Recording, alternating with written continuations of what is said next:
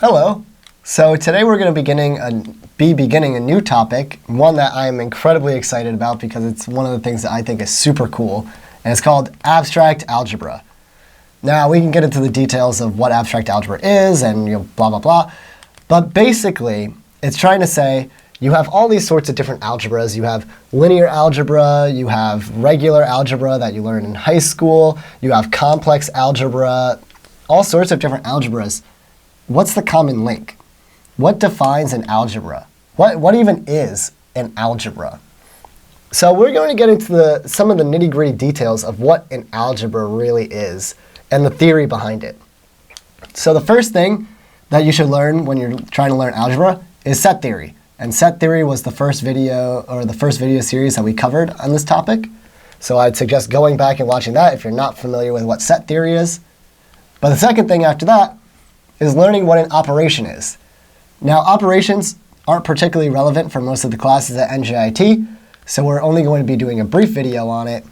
But the next video, which is on relations, is a topic that is covered at NJIT, so we're going to go in a little more in depth. But we got to start with what an operation is. So an operation, and when I use an operation, I'm going to use star to define my operations. And star in this context does not mean multiplication. Star can mean anything, and I'm going to define just a random operation that it's supposed to mean. So an operation is something that takes in two items, and that's called a binary operation. A binary operation takes in two items of a set A. So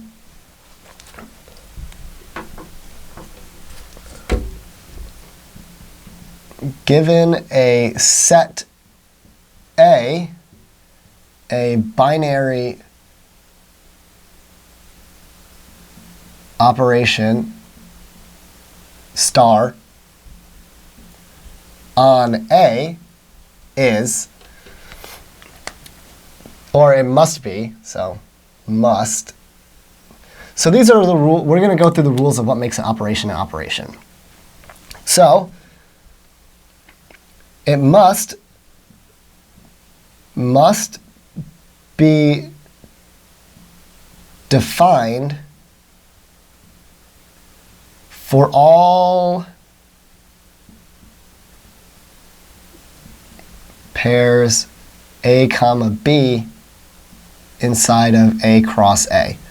So if I was to take a pair of items inside of our set A, our operation has to be defined. So what does this say? This just means that we can't have any holes. No numbers that our operation is just not allowed to be used for. So if we go into addition on the real numbers, addition's an operation. So addition, we're going to say, is defined on R cross R, which is ordered pairs of real numbers. So if we were to perform addition on, say, 2 plus a half, that's valid. And actually, any pair of numbers is valid. And that gives us back something. It gives us 2.5 or 2.5.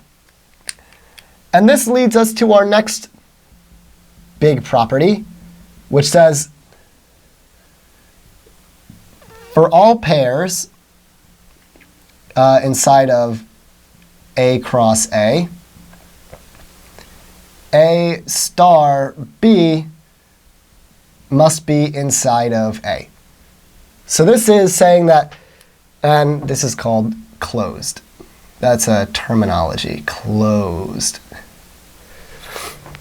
So what it's saying is that if we were to perform an operation onto any two numbers inside of or any two things inside of our set, our output is going to be another member of that set. So in this example, we add two real numbers, and what we get back is a real number. And if that's the case, then we say that our set is closed under the operation. You're not going to get anything outside. It's closed off to the inside of the set. Now our final property is every A star B has a unique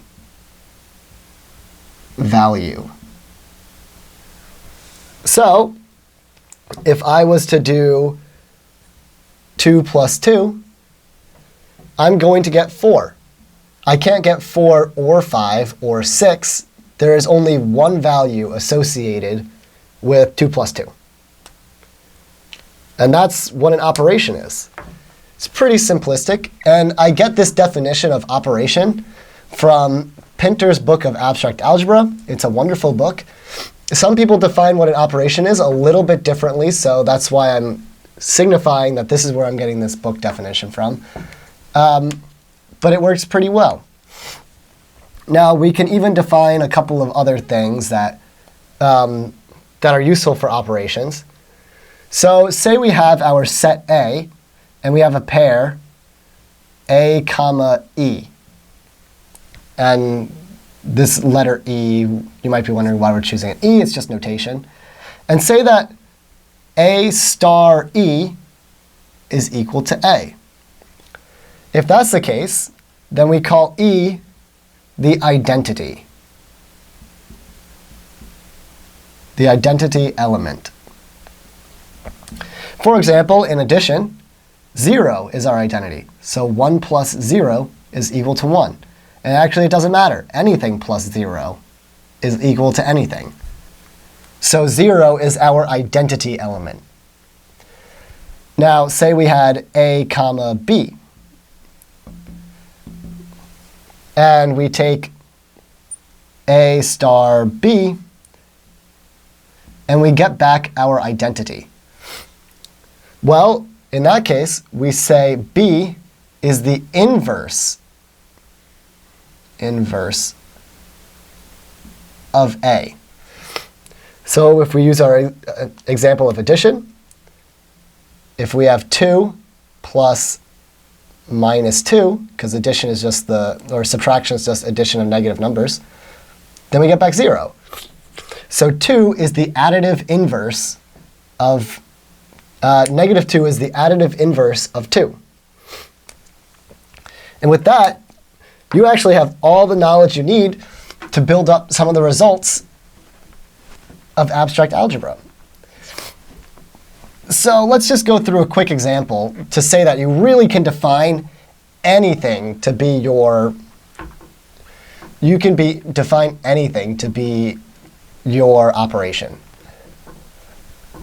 Say you have a group of people, or a family tree almost. So you have some parent, and then someone here, and this is the family tree of blood relatives. And say you have 2 people. We'll pick at random. We'll pick person A and person B over here. We're going to define our operation star to be the most recent blood relative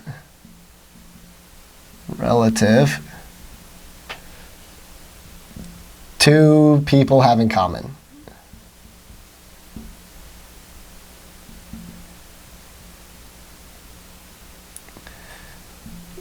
So, for example, if this is A and then the grandmother is C, well, A and B, they both share A comma B. If we do A star B, well, that's C, because they both share C as their most common ancestor. Now, is this an operation? Well, for every 2 people that we give our operation, we will get back another person that's inside of the family tree. So it's closed. Is it defined for every 2 people? Well, if we say the family tree starts at some particular person, like, I don't know, evolved person number 1,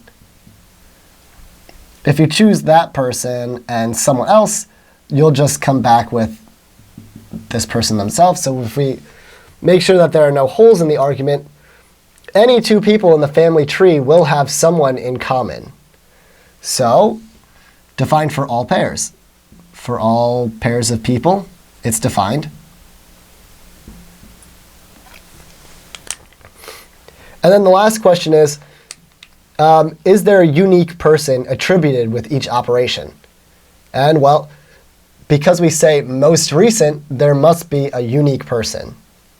Because otherwise, if it was, this person is also shared by these two people, but they are not the most recent person. So it is unique. And as such, we can say that star is an operation on our set of a family tree. And with that, that is our lecture for today on operations. The next topic is going to be relations, which is a way of relating elements of an abstract set. And then we'll get into types of relations and stuff like that. Thank you.